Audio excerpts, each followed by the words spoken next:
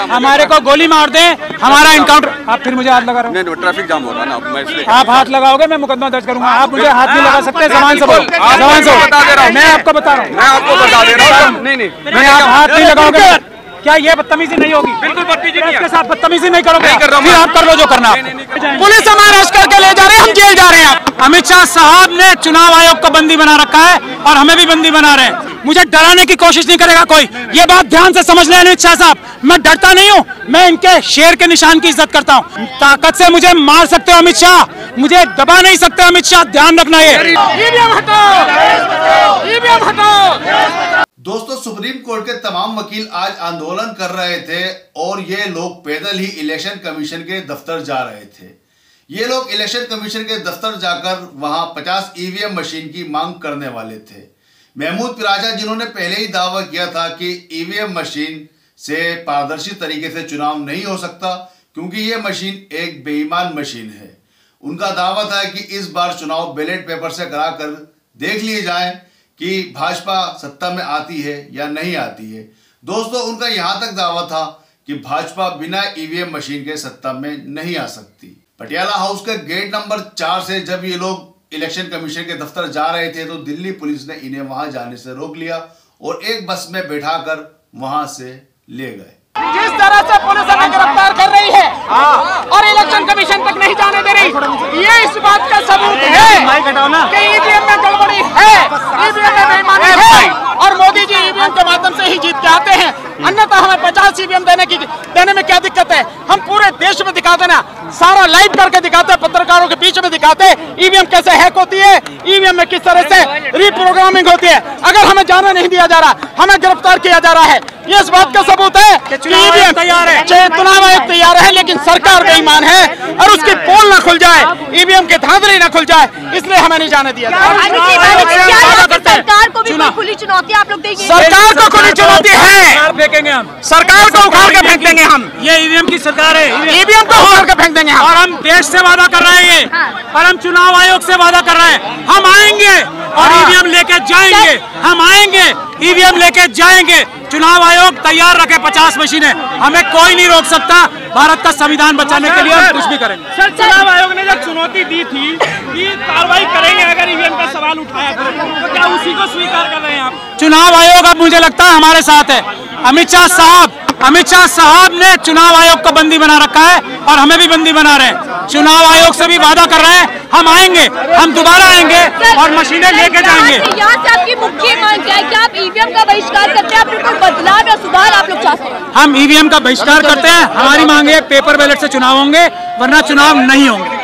चुनाव नजदीक है, ऐसे में आप लोग धरातल पर उतर चुके हैं, इसका कितना प्रभाव चुनावों पर पड़ने वाला है? 100% चुनाव पे पड़ेगा। जनता जान जाएगी कि ईवीएम से चुनाव कौन कराना चाहता है। जो बेईमानी कराना चाहता है वो ईवीएम से चुनाव कराएगा। अगर 400 के पार हो सकता है कोई ईमानदारी से, तो 400 के पार तो पेपर बैलेट से होकर दिखाए ना। लेकिन सर, आओ तो पेपर बैलेट से देख के दिखाओ ना, 40 पार करके दिखाओ पेपर बैलेट से, यही तो हम कह रहे हैं। कोई नया आधार बुनियाद भी आप लोगों के पास कोई नए सबूत है जिसको लेकर आप ईवीएम की बुनियाद पर उतरे हैं? हमने प्रत्यक्ष प्रमाणम, हम कह रहे हैं कि 50 मशीनें दो ना, और ईवीएम देने को तैयार है चुनाव आयोग में। आज ये बात साफ हो गई है। कैसे आप लोग अमित शाह साहब से मैं वादा कर रहा हूँ, ईवीएम लेने हम आएंगे। चुनाव आयोग के भैया, हम जेल, पुलिस हमारा अरेस्ट करके ले जा रहे हैं, हम जेल जा रहे हैं।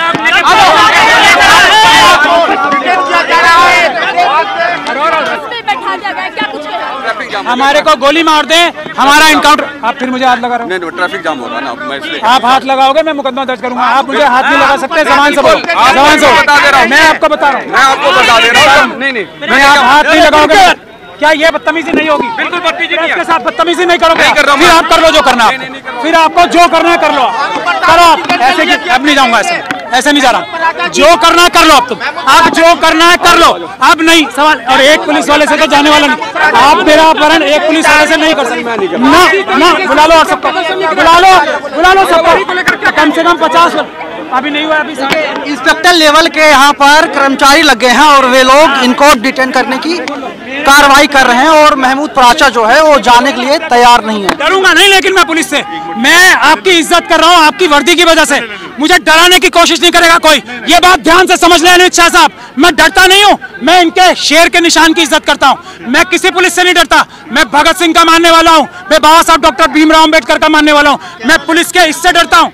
ताकत से मुझे मार सकते हो अमित शाह, मुझे दबा नहीं सकते अमित शाह, ध्यान रखना ये। मैं इनके मैं नहीं हुआ, मैंने बता दिया आपको अमित शाह, ध्यान रखना। मैं इनकी वर्दी से डरता हूँ, मैं इनके इससे डरता हूँ, मैं तुम्हारी ताकत से नहीं डरता अमित शाह। चलिए चलो तुम्हारे देखिए महमूद प्राचा को जो है फिलहाल महमूद प्राचा को देखिए डिटेन कर लिया है। 3 इंस्पेक्टर लेवल के अधिकारी थे और उन लोगों ने महमूद प्राचा को डिटेन कर लिया है। भानु प्रताप सिंह हैं और तमाम जो सामाजिक वर्कर हैं उन लोगों को भी पुलिस ने डिटेन कर लिया है। कहाँ जा रहे हैं आप लोग, कहाँ जा रहे हो?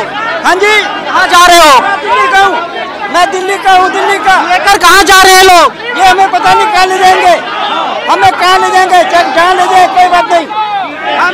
ईवीएम हटाओ, ईवीएम हटाओ, ईवीएम हटाओ, ईवीएम हटाओ, ईवीएम हटाओ, देश बचाओ के नारे यहाँ पर लगाए जा रहे हैं और फिलहाल इन लोगों को एक बस में भर लिया गया है और इन लोगों को ले जाया जा रहा है। और आप देख सकते हैं कि पुलिस का यहाँ पर किस तरीके जमावड़ा है, बंदोबस्त किया। तो दोस्तों ये लोग दावा कर रहे थे कि बिना ईवीएम मशीन के भाजपा हरगिज सत्ता में नहीं आ सकती। अगर बैलेट पेपर से चुनाव करा ली जाए तो भाजपा की 40 सीट भी नहीं आएंगी, ऐसा इनका दावा था। जबकि लगातार भाजपा दावा कर रही है कि इस बार 400 पार। तो दोस्तों अगर इस बार चुनाव बैलेट पेपर से करा ली जाए तो क्या भाजपा सत्ता में आएगी या नहीं आएगी, इस बारे में आपकी क्या राय है हमें कमेंट करके जरूर बताइएगा। और अगर हमारी वीडियो आपको पसंद आ रही है तो वीडियो को लाइक कर दिएगा और चैनल को सब्सक्राइब करना नहीं भूलिएगा।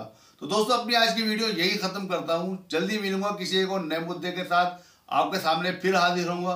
तब तक के लिए इजाजत दीजिए। जय हिंद, अल्लाह हाफिज।